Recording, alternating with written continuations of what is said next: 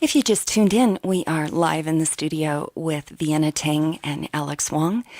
You are listening to 88.9 FM, KRFC, Fort Collins, live at lunch. Alex, talk to us about your musical progression and what's your first memory of music? I started around the same time, probably around 3 or 4 is my first memory of wanting to like make noise. And I think I have some photos from my parents that show me kind of like banging on random things in the house. And my grandmother bought me this drum, and I just loved it. And so there's some pictures of me like barely taller than the drum, just like wailing on it. And the poor dog is in the corner like cowering. And so my dad actually just sent me those pictures last Christmas. It was really nice. My mother taught me and my sister piano, but I took it for a few years from her. I never showed any particular aptitude to it, and I didn't gravitate to it as much as the drums. And I think I was always trying to lobby for my parents to let me take drum lessons. That was really what I wanted to do, and that took a lot of convincing for a 7-year-old. You'd use all your facilities of reasoning and argument to lay out your case. And so there was a few moments where like I convinced them to get me. I wanted to take drums, so they're like, okay, well, we'll buy you one drum, and you practice that drum for 3 years, and then we'll buy you another drum. So I had like my snare drum for 3 years, and I practiced my rudiments on it and stuff, which actually was good because it's I think that's a good base for drummers, going through all the exercises and stuff. But so finally I got like more than one drum, and then ironically I found classical music and kind of abandoned the drum set altogether and went into playing timpani and stuff in the orchestra. And that was really the first music that I really connected to was classical music. And I think we talk about a lot that we have like the most dismal education as far as pop music goes, because I think in high school, like, it was basically, I listened to like the worst kind of pop music or classical music. It's like I had a non-ironic copy of Milli Vanilli, and I think I had a Hanson tape at one point. Nothing against Hanson, but not the coolest thing to have as a high school kid. So it wasn't until so I went to school for music and for classical percussion, and then I met these guys in town that had a rock band. And then I swayed back towards playing rock, and I was doing both for a while and was getting a lot of heat from both sides. Like, why are you wasting your time in classical music, or why are you wasting your time playing in a rock band? So I think that's kind of where I ended up, because I realized that there were things about both worlds that I really loved, and so I just kind of kept doing the things that interested me and projects that interested me, and sooner or later those projects started to pull from both of those sides. And when I started writing my own music, I definitely started pulling from my geeky side, and with a lot of orchestral stuff and layering and stuff. And I think with this project, I think we both pull a lot from that world.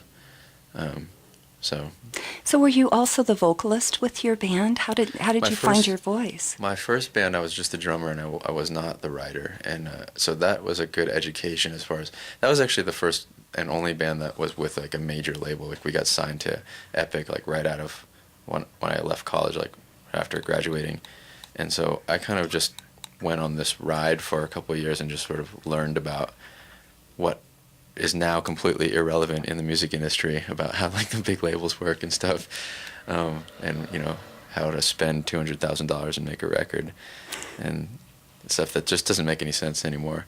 But it was really good just for how the infrastructure works and how to tour and how to be on the road and sort of do this job. So it was a good job training. But I think you have a Colorado story about your time with that band, don't you? I do. So we went on one long national tour, and we played in Colorado at Red Rocks. Yeah. Okay, that's why I always screw it up. Red Rocks Amphitheater, and we thought we were playing a festival, and it turned out we were playing a tour stop on the Megadeth tour. So it was just us, the Deftones and Megadeth, and we played basically like British Britpop, like Radiohead, Catherine Wheel, kind of like very not Megadeth music. And so we got on and we got through. I mean, we knew we were doomed because we just saw like the whole crowd was like a sold out show, and it was all people dressed in like Megadeth gear and black shirts and cutoffs and stuff, and so we got up and played we got through 4 songs, and they just hated us. Aww. And they started, and then so we saw one like lone apple flying from the back come down, and after that happened, this like torrent of stuff was just flying from the. But it's actually one of my best memories from music because it was just like so fun and funny at the same time, because it's like we knew we're not going to appeal to this crowd. It was just like we were having our Spinal Tap moment. They were sort of playing their role, you know. They wouldn't really be a Megadeth crowd if they weren't throwing things at you. That's right. Maybe that's the thing. They always hire like a pariah band to like play just to so they can have their like get their the sacrificial band animal. Yeah. And then we went back and played Red Rocks again for the Monolith Festival a couple of years ago, and then that time I got like an inner ear infection. Oh no! And I was like dizzy the entire time. There's something about that place that special memories are. Well, maybe 3's a charm. Let's hope so. So yeah. So anyway, but I started writing after that band, and I started picking up guitar and teaching myself guitar, and that's when I really started to realize that that's what I wanted to do. I didn't want to be a player, a sideman. Because I just saw it as such a competitive and sort of, replaceable field, and I also just felt the need to.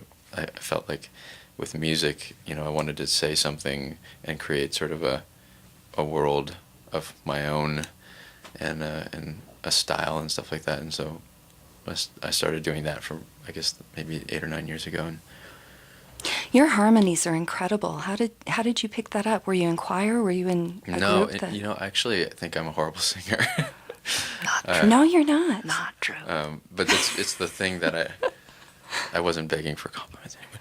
Well, I know it's sort of the thing I picked up last. But harmonies and stuff like that always came really like naturally to me. So like for arrangements and orchestrations and stuff like that, I was always doing stuff like that and hearing harmonies and hearing kind of voices and parts and counterpoint and stuff like that. So now being a producer, it definitely helps a lot when I work on other people's records who come with a song skeleton and sort of putting it together and making an arc with it and stuff. But I don't know, those things are, I think some people just hear things that way sometimes, and some people hear harmonies in a totally different way that's like equally interesting and cool, and like I don't know how to explain it. Well, there's such a grace to what you do, with the percussion, and then adding your voice, and you play with your whole being. Even when you're just singing or when you're standing up with the guitar, it's like your whole being is performing, and kind of almost the multitasking that you do. I'm just like blown away how you do it. I think what the home audience is not seeing is like the drool that hangs out of my mouth. My mouth sort of hangs slack-jawed when I play. Well, that's the secret to it. If you just tuned in, we are live in the studio with Vienna Teng and Alex Wong.